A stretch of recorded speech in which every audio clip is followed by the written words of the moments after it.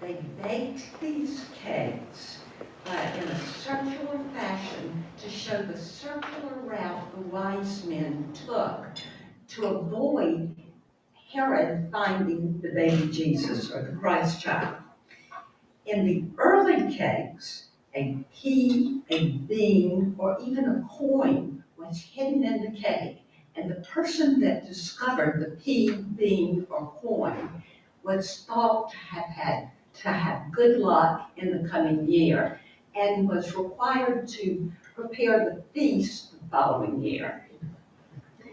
In Louisiana, Twelfth Night also, or the Feast of Epiphany, also signifies the beginning of carnival season, which ends on Fat Tuesday today, Mardi Gras.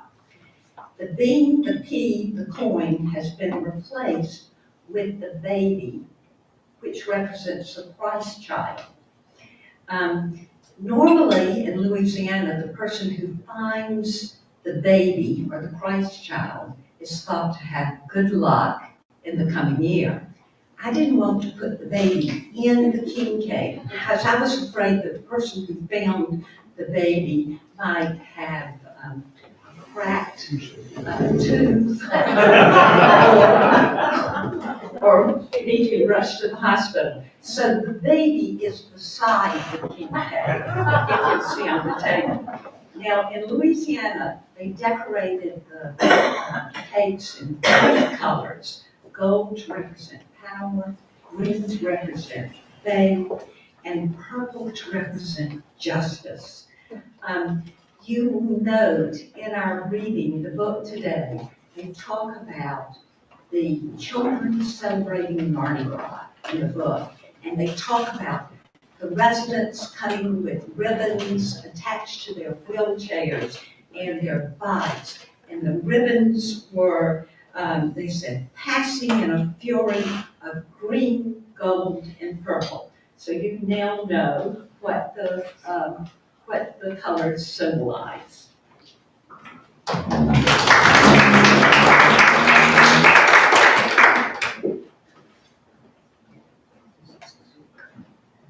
You never know what you're going to learn about in literature circle. Thank you, Mary. That was so interesting. As far as refreshments are concerned, we're pretty well filled. We know that Jane Cobb is signed up for next month. We think somebody else also was interested in working with her. If you are here today, please make yourself known to Jane, one of the Janes, myself, someone. Thank you very much for that.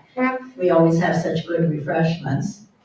Now, Shelley, anything you'd like to share today? How are we coming with books? Yes, first of all, thank you for the announcement about the upcoming luncheon. I hope to see everyone there for our panel of speakers. And I am still working on titles for next year. There's a list back there, if you didn't get it last month, of possibilities that have been suggested to me. So I'm working on that. So again, if you have come across a book or two that you'd like the group to read, please let me know. I think Jane Warren shared 2 with me last month, so they may be on the list. So anyway, just any suggestions, please let me know. Thank you, Shelley. One last piece of business. I have set a directory open to our circle, and I'm asking everyone I'm starting to get ready for the new directory. Please check your information. If it's all right, put a check next to your name so Ellen and I know, and we won't be bothering you about it between now and then. So we appreciate that. And speaking of Ellen, I'm now going to turn it over to her. For those of you that have not been here before, possibly, Ellen has worked diligently all summer preparing for us information of what happened 50 years ago, whichever month we're meeting. So every month she has some really fun, interesting, and sometimes shocking news to tell us. Thank you, Grace. Thank you. So greetings, happy Mardi Gras, that Tuesday. So we have several things to cover for today. Another point on Fat Tuesday, did you know it was called Shrove Tuesday also? That's another thing. I'm glad you brought that. So I don't know if y'all can see this. We can't turn it because the camera is headed here. So just so you know, but I'll be reading it aloud. So, as part of my research, we're looking back 50 years, we're at February 1974. And the first item I look up is the title of the sermons. So these are what we've been calling the Z sermons. So on February 10, a new look at some old words, peace, that's by Doctor's Opinion. February 17 was the last in the series, a new look at some old words, missions. And Reverend Wood delivered the sermon on February 3 and February 24, a new look at some old words, grace, and then a goal to attain by Reverend Wood. Wednesdays were mission dinners. I found this interesting, and again, my source is the archive room up on the 3rd floor, and it's just a wealth of information. Those of us that love history, I sometimes get shivers when I look at some of it because it's so fascinating what happened. So Wednesday on mission dinners, February 20 and 27th, it's called the Gathering to Witness. They raised $2,700. Now this is 50 years ago at the two dinners. That's a lot. It's called the Season of Christian Witness at Home and Abroad. Prayer for Self-Denial for Missions. The special offering was for the missions in Korea and Brazil and World Hunger. On February 20, Reverend Sabin was the moderator of the panel with missionaries from Mexico and Africa. February 27, the speaker was missionary Dr. Will Kennedy from Switzerland. And he was also on the staff of the World Council of Churches. And I thought this quotation was interesting in the newsletter by Reverend Sabin, quote, "We are under a mandate from the Lord to go out and proclaim the good news." Reverend Sabin was elected to the Alumni Board, class of 1977, Union Theological Seminary. In February, he was a guest speaker at the Downtown Rotary Club and also the Torch Club. Reverend Wood was named Secretary of the Salvation Army Men's Social Services Committee and Chairman of their annual dinner. Reverend and Mrs. Dick Ryan and Mr. and Mrs. Roland Kruger spoke at Memorial Drive Presbyterian Church in Houston on evangelism and assimilation. February 6, 1974 was the death of Mrs. W. Wallace Jane McCullough. That's the granddaughter of our first minister, and she was very active in her WOC circles. Wednesdays in February, we continue the Bible study of Jeremiah on 7 p.m. on Wednesday nights. And now to the library. 50 years ago, February 74, the library was redecorated, refurnished, new paint, new carpet, and February 28th was the annual library luncheon. The keys were turned over to the new librarian, Mrs. Oliver Timmons Jr. 6,000 books from a start in 1973 under Mrs. T. Maxey Hart of 2,283 books. That's where it started. And 30 volunteers. Fun fact today, Morgan, thank you, 14,000 volumes. The White Cross workers were rolling bandages, calling for sheets on Monday, February 4. Sunday, February 17, there was an all-church assembly, the Sunday School for Missions work. Wednesday, February 27 was Ash Wednesday. And 12 noon was the women's discussion group on contemporary issues. The sewing circle continued to stuff animals and clothing for the Homegrown Children's Shelter. There was a new AA group started on Thursday evenings in February. And I want to read this from, it's in the newsletter, there's a column called From the Woodpile, Reverend Wood's comments each month. And he put in, I thought this was interesting, remember this 50 years ago, one of the greatest tragedies of the Watergate scandal in America has been, quoting Russian writer Alexander Solzhenitsyn, regarding the failure of individuals within the political system to resist corruption and dishonesty. 50 years ago, still rings true, doesn't it? February 25th was the book review, Old Man and the Sea, Ernest Hemingway, and Reverend Gilbert did that.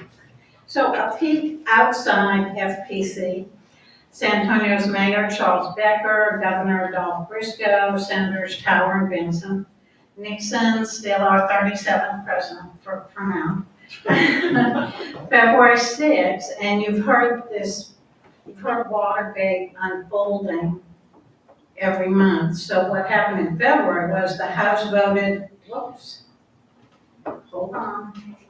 The House voted to authorize the Judiciary Committee to investigate the grounds for impeaching the president. February 10 was an Iran-Iraq border fight. February 26, gold hit 188 per ounce in Paris. And fun fact, today it's $2,023. February 28th, the U.S. and Egypt reformed their diplomatic relations after 7 years. February 4th, the newspaper heiress Patty Hearst, 50 years ago. Patty Hearst, aged 19, was kidnapped from her Berkeley apartment by the Symbionese Liberation Army, and in April was the bank robbery where she had herself raped. February 5th, the Mariner 10 sent its first close-ups of Venus, the cloud structure. I always think things like that are interesting. I do. USA Skylab returned after 85 days, 50 years ago, 85 days, the longest space flight to date at that time. February 13, the writer, the dissident Solzhenitsyn was deported to Frankfurt, West Germany, and his citizen was stripped from the Soviet Union. So on to sports. George Gervin played his first game as San Antonio Spurs. They lost to the Utah Stars. February 9th, Dorothy Hamill won her first U.S. figure skating championship. Anybody remember who she was married to?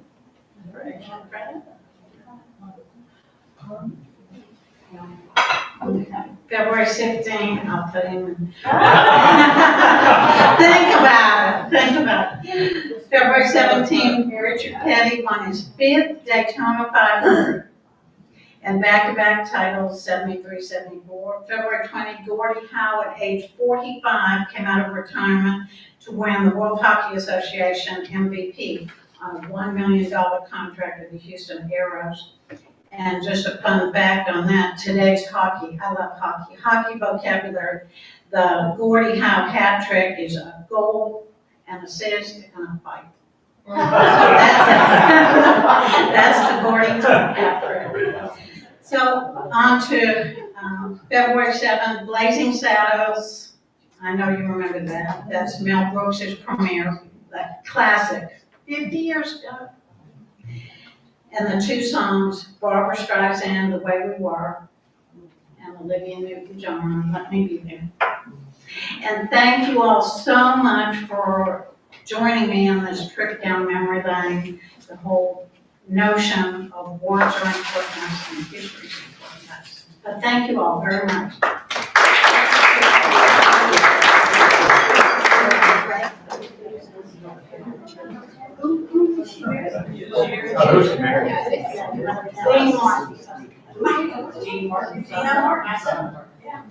I think you got it. Remember that? Yeah, you got it. Okay. And I think this one person, something, I think you got it. Thank you. I'm going to share a few facts with you about Morgan Fuller. And Some of these you may know, and some of them you may not know. Morgan is a Texas girl, born and raised in Odessa, Texas.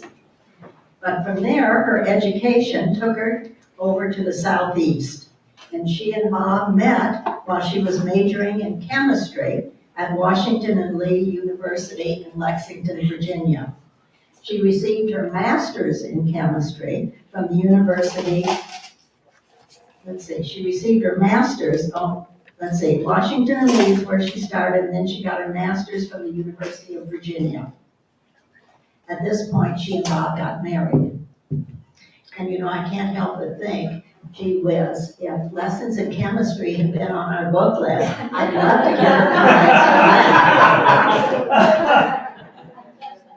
They have served at 3 churches before coming to San Antonio, and along the way, Morgan kept busy. She taught chemistry in college and high school. She worked for a medical casting company. She received a master's degree in library and information science from the University of South Carolina, which she's certainly making use of that now in our own library. She taught as an elementary school librarian following that. They have 2 children. Elle, who is pursuing a career in theater prompts artisan, and Bo, who is at the University of Texas at Austin studying chemistry and physics. And I bet we know who he goes to when he has a question. This will be Morgan's very first review of an adult book, and we are very happy. We are very happy she's doing it and sharing with us.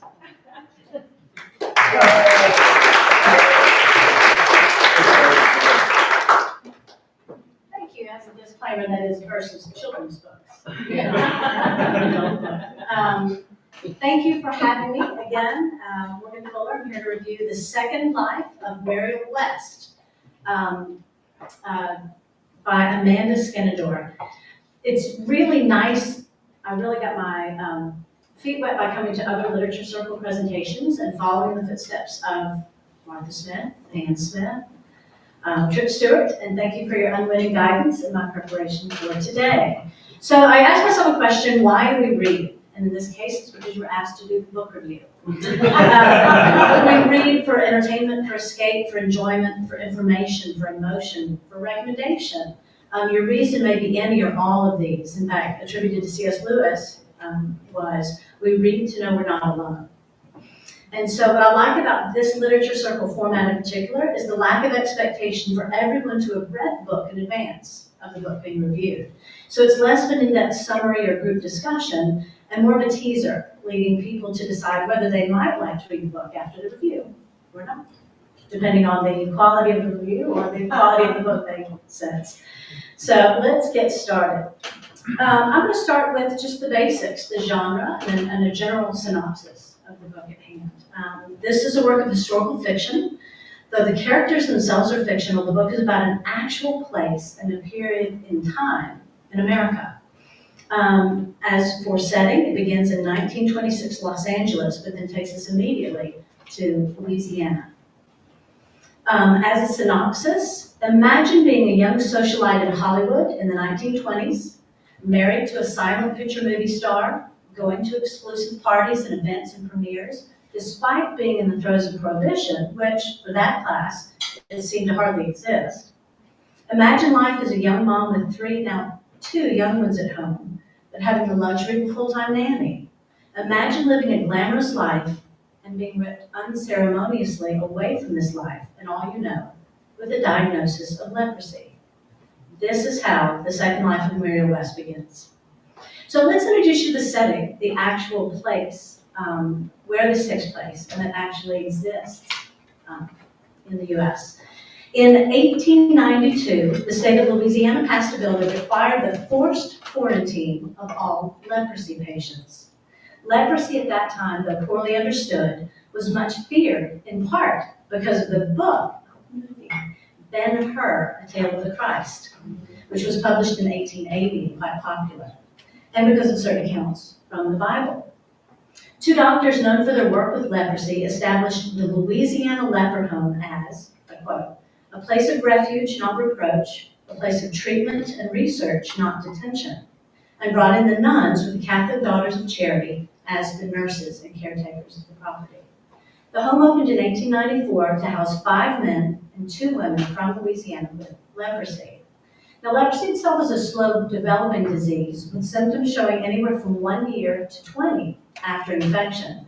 And even then, the disease affects individuals at different rates in different areas of the body. Often, when people realized what was going on and realized what might happen to them, they would keep the fact that they had leprosy a secret and thus avoid incarceration, but also avoided treatment. So residents were forced to take on new identities when they entered Carville, so as not to embarrass their families and friends on the outside. You'd think travel and communication back then was very difficult and very costly, so families, once they were entered into Carville, rarely saw one another.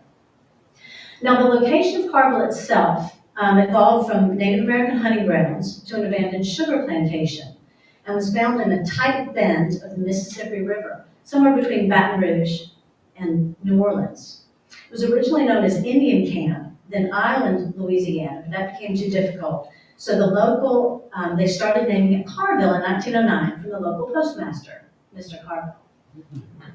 The plantation home housed the Carville administration originally. The former slave quarters were housing for the patients until dormitories, cottages, and a dining hall were erected. And these were connected by raised enclosed walkways because of the swampy terrain and the needs of the patients, many of whom were wheelchair bound. Much of the work was done by the WPA and the PWA, both New Deal programs, in the 30s and 40s. During this time, a hospital was built on site and the real work of finding a cure began. The site changed hands and names several times and went from a state facility being run by the government to being a military medical installation.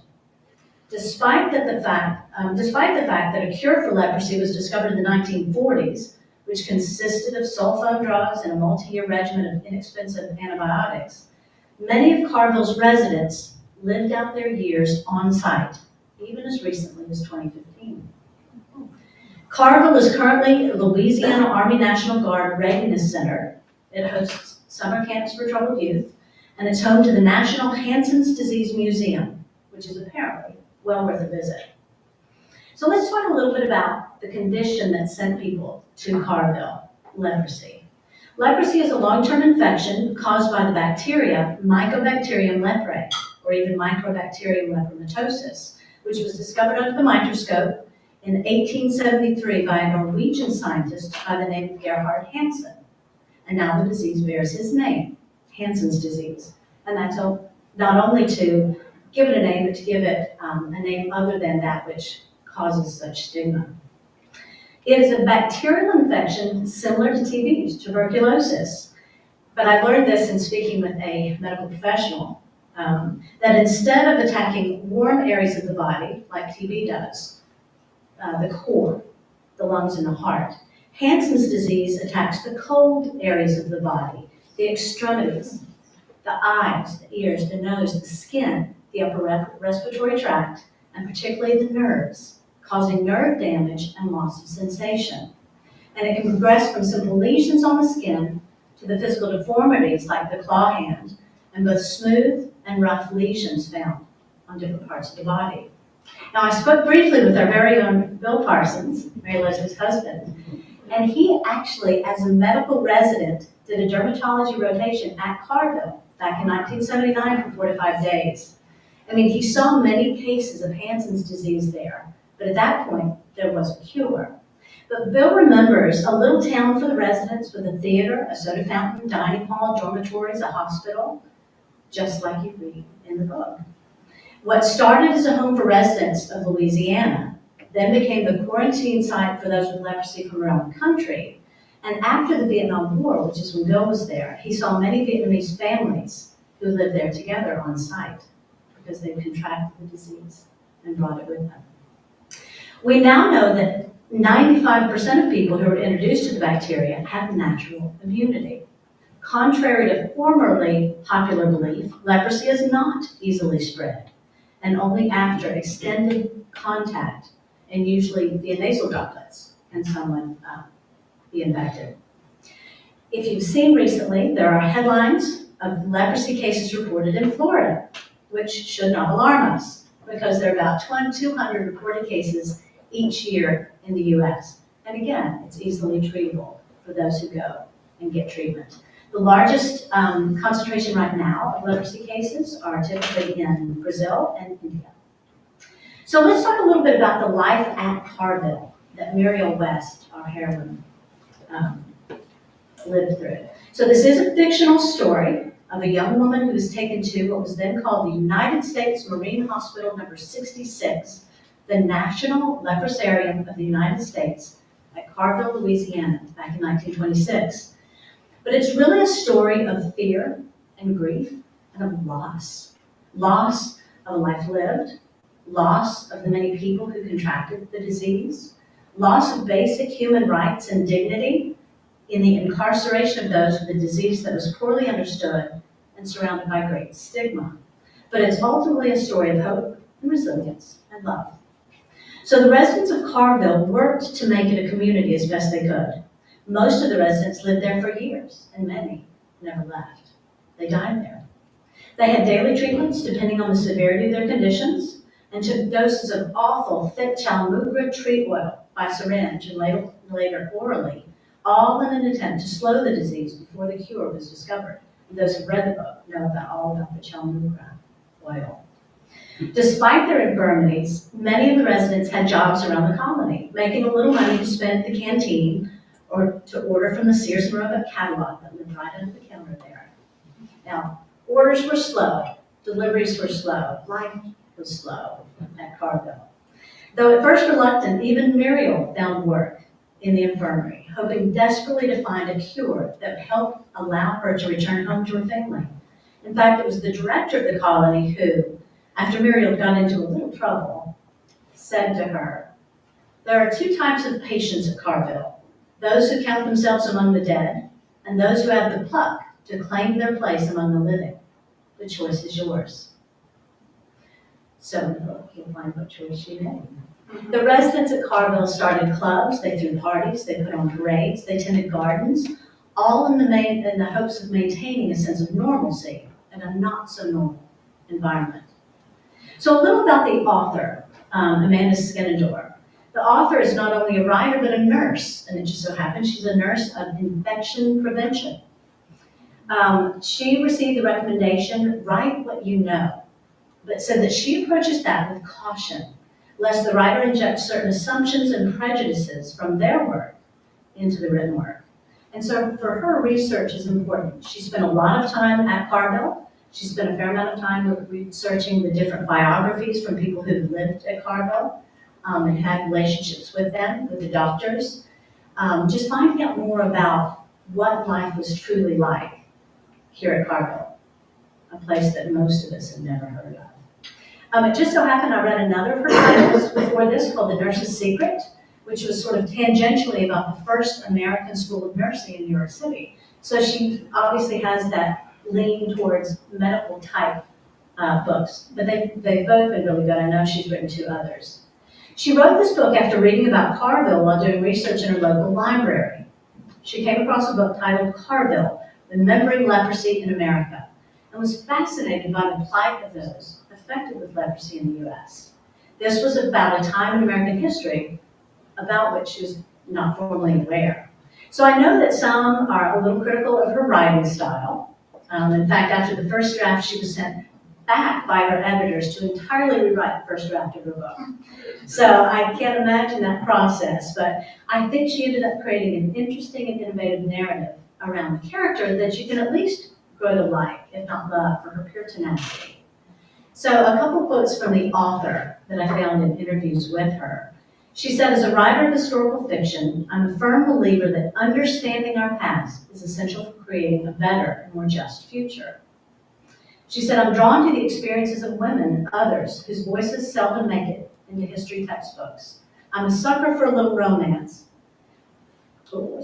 In one way or another, my characters always seem to be seeking a sense of home and belonging, even though the setting and the plot of my novels are each quite different.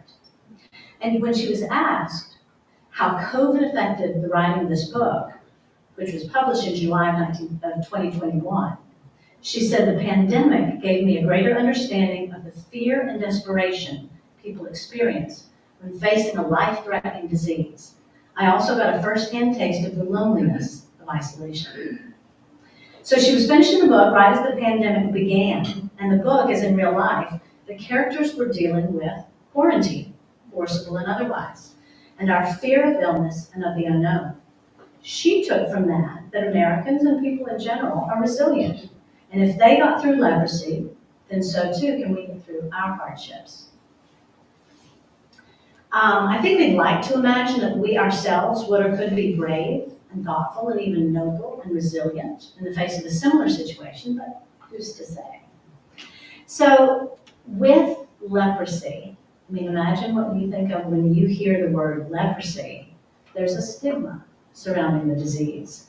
So those battling leprosy and other diseases, think HIV, think even mental health, think even body size, and now COVID. Those people have had to deal with the stigma associated with their disease.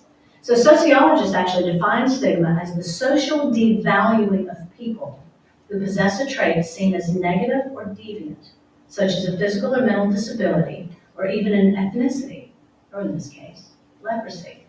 The author says, we often ascribe moral weight to medical issues, illnesses, states of being, that form a judgment of sorts. So the author in this work really tried to humanize some of those who were stigmatized, really express them as people that you would know, or even like to know, or not like to know. Her experiences during COVID made her more compassionate towards her patients, their conditions, and their families. And she realized that health and wellness and sickness can have profound effects on people, precipitating very emotional times. From this, she hopes that we gain both perspective and our own version of resilience. So back to the story and the takeaways. I never want to give away too much because I'd like for you to be able to read it if you haven't and enjoy this book. But in the end, the author creates a story of how a woman is forced to leave one life behind and has to create a wholly different second life with the circumstances thrown at her within the framework, in this case, of a leper colony. It wasn't always pretty, it certainly wasn't always easy, and change came at great cost. There's her arrival at Carville, her attempted escape, her indoctrination into the established society there, to which she was slow to warm, the building up and sometimes tearing down of friendships, her work, her challenges, her triumphs, and ultimately the recognition that this was her life, whatever she was before, and that she could never go back to the woman she was before. So I find it helpful to remember that this story is based in an actual historical reality. I feel like Mirielle goes through something like the 5 stages of grief in coping with her new reality: denial and isolation, anger, bargaining, depression, incredulity, repulsion, escapism, hard-headedness, but ultimately hope and acceptance. It's a story of finally recognizing and embracing one's true self and making that the best self that you can, that you could. So this story also shows how people can and do build new lives and whole communities around their life condition. It shows how easy it is for some and how easy it is for others to succumb to the hopelessness. Despite the not giving much of the story away, lest that you think this is a simple day in the life at a leper colony, be assured, this is a story with adventure and heartache, revelation, and even romance. If you read it not as one person's fantasy, but as another's reality, I think you'll appreciate it and enjoy it all the more. In the reading group guide found at the end of the copy of the book that I have, the author asks some thought-provoking questions that I'd like to leave you with. So for half a century, patients at Carville lived without the right to vote, or marry, or leave the confines of the hospital. Which of your freedoms would you hate most to give up? In the aftermath of Carville and the tragic quarantining of Hansen's disease patients, society continues to grapple with pandemic infectious disease, think HIV and COVID-19. In what ways have we as a society progressed in dealing with these diseases? In what ways have we remained stagnant? And does stigma still play a role? Something to think about. Special thanks to Mary Leslie and to her husband Bill, but this refreshment was perfect for today. The king cake, it is Fat Tuesday, so it's the end of that season in which we celebrate right before the season of Lent. And it is a direct reference to the book. So in the book, Mirielle, as she warms up to life in the leper colony, joins the What Cheer Club. And at one point they host a Mardi Gras parade and festivities for the children and the residents of Carville, as Mary Leslie says, with the parade and the bicycle things all tied up in the green and the purple and the gold. And the tragedy that then followed. So you need to read for that. The cake is an homage to that and many other events in the story that kept it interesting, lively, and grounded in a familiar and not so familiar reality. So thank you, and I'll entertain your questions.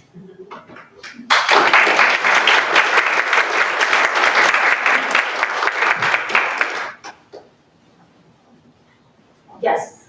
I think it's interesting, the comparison fast forward to the COVID pandemic.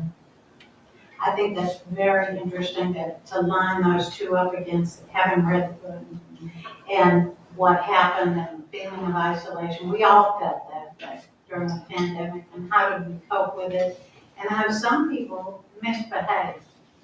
Right.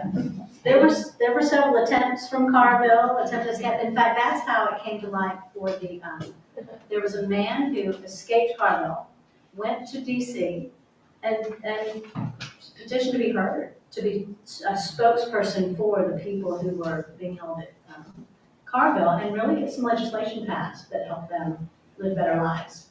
Legislation is always slow to catch up. In other countries, they realized what was going on with leprosy, the cure was there, but with all the stigmas and things attached here, it took a longer while for the requirements for the forced incarcerations, for those things to stop in the United States. They went through.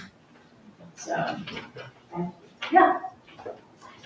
Yes, Karen. It's just a comment, but we lived in the canal zone of Panama, and there was a leper colony, or that's what they called it at first. But even after the cure, the people stayed there, and so through our church, we would go and do some special things or take gifts to them.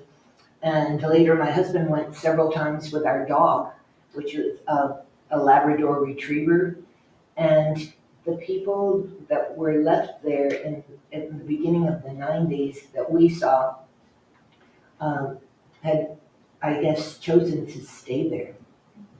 That's all that they had known in their life. And so they loved to have our dog come in. It was right on the canal border, so our dog would go in the canal and get out and have it. It was a beautiful spot for everybody, I'm sure, choice property, but they got to stay there, but many of them were older, I'd say, past middle age, and they did not. I don't know if they had any place to go or if they just didn't want it. But Even those that had places to go, they weren't readily accepted back. Families rejected them. Yes. Well, and there's another book that recently came out, maybe Pam Vessler, an NPR correspondent, who found out that her husband's grandfather had gone to the Philippines with the military in 1902, and in 1935, he was sent to Carville, never to be heard from again. The family didn't talk about him. They didn't discuss him. So I have not read it, but she's written a book about this same incident about her husband's grandfather, who was in Carville, and until presumably his death. So it affected a lot of people. I do find it interesting that even though we are a literature circle at a church, the books don't necessarily have to be faith-based. And so this book didn't have a lot of that because Mirielle didn't have a faith. But it was a facility run by the Catholic nuns. And that they mentioned in the book Mass. There was a regular Mass. There was a Protestant chapel. And the only time I really remember her mentioning faith is that she wished she had it. Wouldn't this be a great time to be faithful? Oh, and one of the stories that Sister Verena, who was sort of the head nun nurse and her nemesis, offered her a St. Christopher's medal at one point, and he did his job because he protected her as a traveler. So it's an interesting read.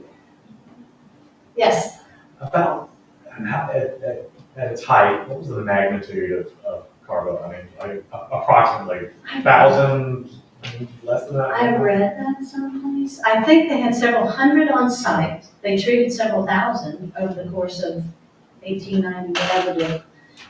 Moved in 1999 to Baton Rouge, and by that time the cure was well known, but the people were so familiar with just living there. And so they were allowed to stay, as I say, until like 2015. They were given either a stipend to go someplace else, or there were enough caretakers on grounds to keep them there. But it just affected so many people in different ways. I looked at old pictures from the Hansen's Disease Museum, and some people you couldn't see anything, and some people could be horribly disfigured. So it was astounding the difference in the effects that the disease has on people. Yes? I appreciate the way you established the stages of grief, because that book really, you could identify with the character. Well, and from what she came from, and what she had to go to. Then ended up with her hope. That's fun. Yes? I thought it was interesting, the stigma, as we talked about the stigma involved in this, and that it was far less disgraceful, so to speak, for the family to claim she had a mental breakdown, she was in a mental institution. This was far superior to leprosy. Well, and biblically, leprosy Exactly. is similar but not always the same, because that was conflated with those who were unclean. It wasn't just those with leprosy, but those who were considered living a less than stellar lifestyle. In your research for the book, were there other leper colonies in the United States, or was that the one? That was the one in the mainland. There was Molokai, which people know about in Hawaii, and then there was one on an island off the coast of Massachusetts, I think. And Molokai actually may have been bigger, but that's not where they sent most of the people on the mainland because it was so much farther away. And so I didn't read much about Molokai, but there were others. As I say, I think there was one up near Massachusetts on an island, and then Carville. Yes. So you mentioned they couldn't marry, but then you also said that there are people that just lived there, didn't ever left. Could people within, like, one patient marry another It patient? started out as separate facilities. I mean, there was a fence between them, so it was never two shall mix. It was male and female. And then gradually they were allowed to mingle and not marry. And then as they started getting their rights back, because they weren't incarcerated because of a criminal act. They were incarcerated because of a disease. So they were given the right to marry maybe in the 50s or 60s. So, and then in the book, there's a little of that. Yes? In February of 1917, a Senate bill number 4086 made it the National Center for Hansen's disease. Is that when the man escaped, or was that later? I think that was before. I think it was. Yeah. Yeah, because it started out as a state facility, but then they realized the other states, well, we want to get down on that and not have it in our state. And so not in my backyard. And there's the other book that's sort of recent, the Covenant of Water. It's No, I haven't. also addresses, She mentioned that. yeah, the leprosy. You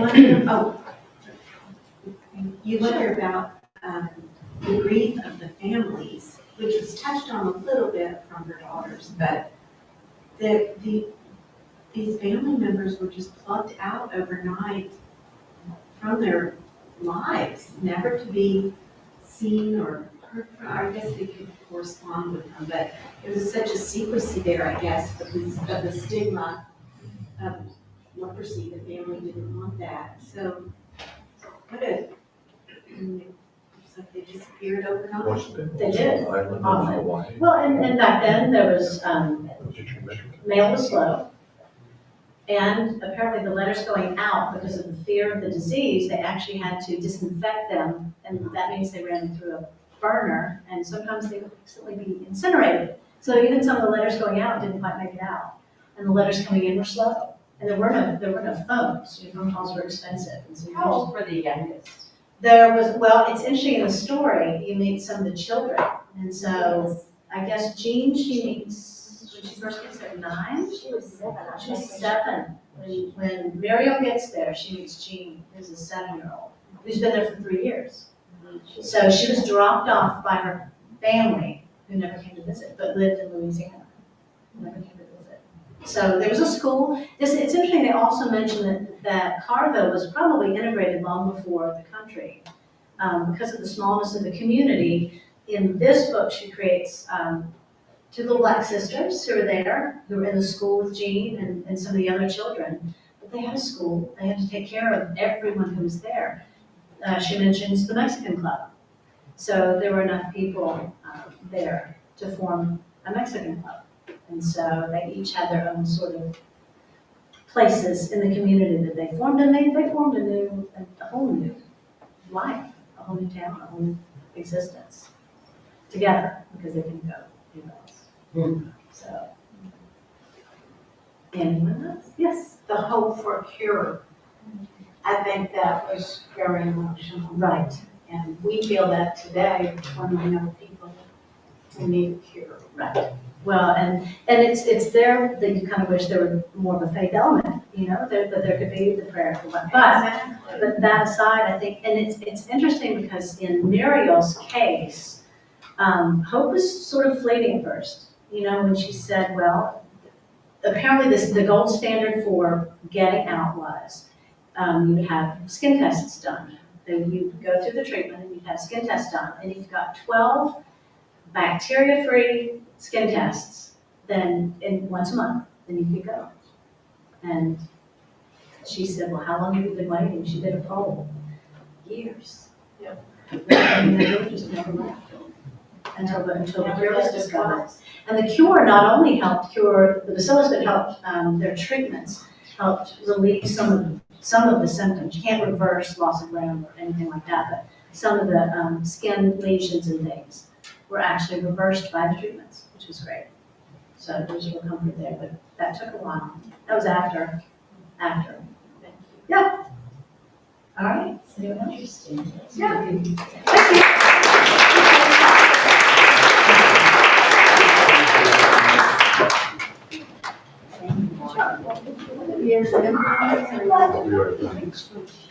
Very interesting, and I encourage you all, she didn't give anything really away in the story. Read the book if you haven't, it really was good. Yes.